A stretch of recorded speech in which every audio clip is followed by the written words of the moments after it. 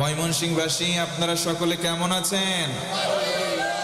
আল্লাহ রাব্বুল আলামিন বলেন, বান্দারি আমি আল্লাহ ওলি হব, আমি আল্লাহ বন্ধু হব, আমি আল্লাহ অভিভাবক হব, শর্ত হলো যদি মজবুত ঈমান আনতে পারো।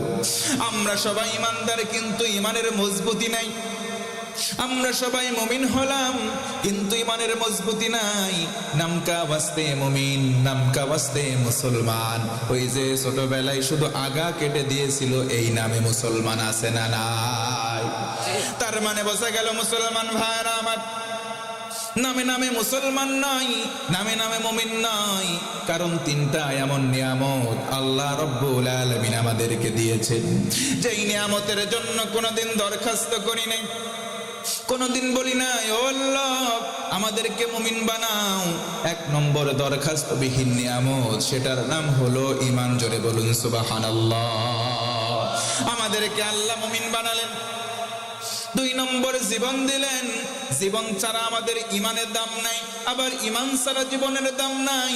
তার মানে একজন মানুষ, তার ভেতরে ঈমান নাই, তার বিন্দু পরিমাণ কোনো মূল্য। আবার একজনের ঈমান আছে কিন্তু বেঁচে নাই, তারও মূল্য।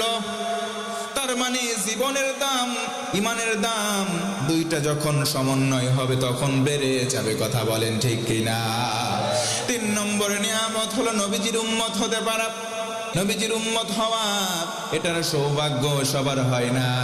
অনেক নবী পর্যন্ত আল্লাহর কাছে দোয়া করলেন।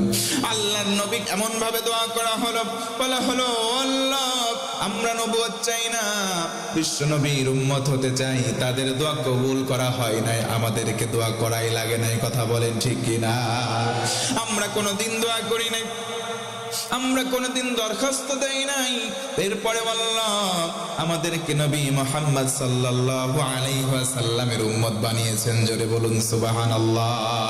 ও মুসলমান, এই জন্য ঈমানটাকে মজবুত করার দরকার আছে না নাই? আমরা যদি মুত্তাকি হয়ে যাই, আমরা যদি আল্লাহর ভয় কলিজায় লালন করি, আমাদেরকে শয়তান পাবে না। কারণ যার সাথে আল্লাহ থাকে তার সাথে শয়তান থাকতে পারে। দুই নম্বর হলো নামাজ। শয়তানি কুমন্ত্রণা, এখান থেকে যদি বাঁচতে হয় তাহলে দুই নম্বর আমল হলো নামাজ। কেউ যদি নামাজি হয়, শয়তান তার ভেতরে থাকতে পারে না। জোরে বলি সুবহানাল্লাহ।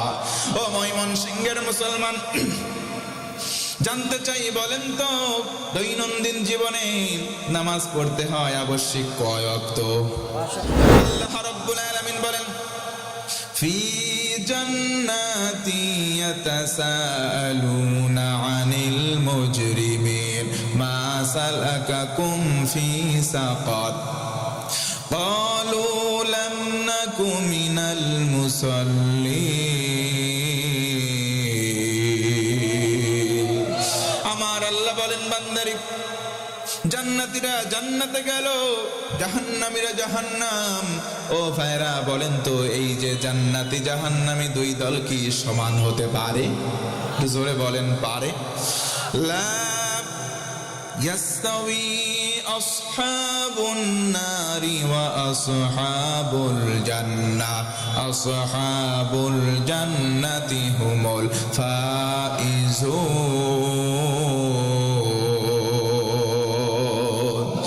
আল্লাহ রাব্বুল আলামিন বলেন, বান্দারে জান্নাতি একদল, জাহান্নামী আরেক দল, এরা সমান নয়। জান্নাতি হবে যারা চূড়ান্ত সফল হবে, তারা চিৎকার করে বলি সুবহানাল্লাহ। জান্নাতীরা বলবে, ভাই জাহান্নামে কেন আসলে? তারা বলবে লাম নাকু মিনাল মুসাল্লিন, দুনিয়াতে নামাজ পড়ি নাই, এই কারণে জাহান্নাম।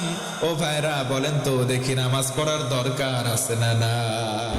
রব্বুল আলামিন বলেন, ইন্নাস সালাতা তানহা আনিল ফাহশাই ওয়াল মুনকার। বান্দা, তুমি যদি নামাজের মতো নামাজ আদায় করতে পারো, আমি আল্লাহ বললাম সকল প্রকার পাপাচার অশ্লীলতা থেকে তোমাকে বাঁচাইয়া দেব। আল্লাহ রাব্বুল আলামিন আরো বলেন, বান্দারে সিজদা দাও, ওয়াক্তারিব, আমি আল্লাহর কাছাকাছি হবা। অথবা মুফাসসির বলেন, কেউ যদি আল্লাহর কদমে সিজদা দেয়, আল্লাহ বান্দার কাছাকাছি হয়ে যায়। আমার বন্ধুগণ মনোযোগ বানান, শেষের দিকে আসলাম। শয়তানি ওয়াসওয়াসা আছে, শয়তান আমার আপনার চারপাশে বেষ্টন করে আছে, শয়তানি কুমন্ত্রণা আছে, শয়তানের ওয়াসওয়াসা আছে।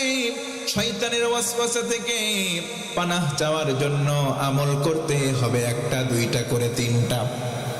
আমার যুবক বন্ধুগণ ও আমার কলিজার টুকরা ভাই, আমার দিকে তাকান, একটু আওয়াজ করে বলেন তো, প্রধানত আমল করব শয়তান থেকে বাঁচতে কয়টা? নাম্বার 1, 1 নম্বর আল্লাহর ভয়। আল্লাহর ভয় কলিজায় লালন করব। 2 নম্বর নামাজ। ও মুসলমান ভাইরা বলেন তো, নামাজ পড়ব কয় ওয়াক্ত? আর একটু মহাব্বতে বলেন কয় ওয়াক্ত? 5 ওয়াক্ত নামাজ কেউ ছেড়ে দেব না, 5 ওয়াক্ত নামাজি হব। ও মুসলমান, 3 নম্বর হলো শয়তানের কোনো কুমন্ত্রণা শোনা যাবে না।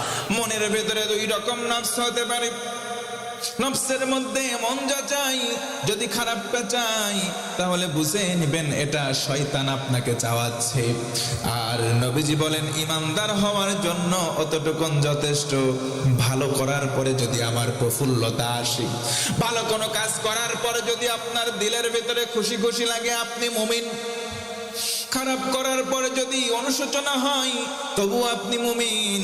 ও মুসলমান, আমার আপনার ভেতরে খারাপ কত কিছু আসার পরেও অনুশোচনা হয় না, তার মানে আমার আপনার ঈমান নাই।